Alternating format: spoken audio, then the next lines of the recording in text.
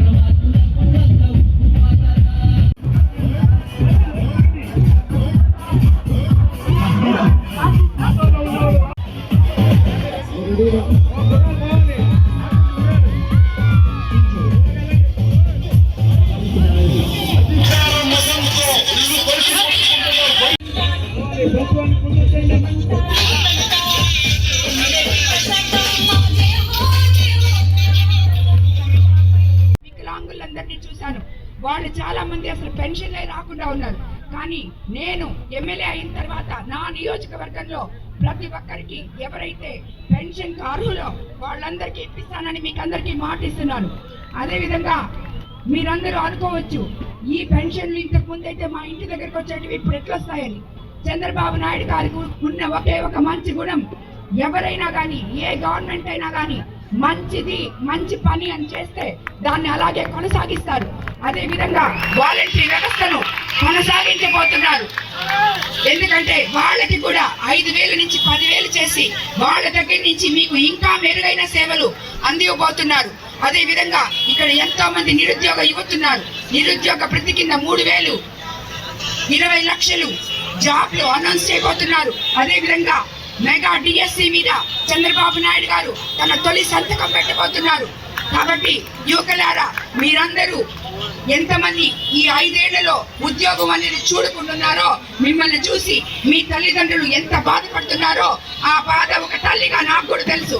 కాబట్టి తప్పకుండా చంద్రబాబు నాయుడు గారు మీకు వచ్చి మీరందరూ, అది కాకుండా నేను ఇందాకే చెప్పాను, వేమిరెడ్డి ప్రభాకర్ రెడ్డి గారి కళ ఇఫ్కోసెస్ షుగర్ ఫ్యాక్టరీ, NTS భూములు పారిశ్రామిక వాడలుగా చేసి ఈ నెల్లూరు జిల్లా యువకులకి అంకితం చేయాలని ఆయన కళ. అది ఆయన అది తప్పకుండా చేస్తారు.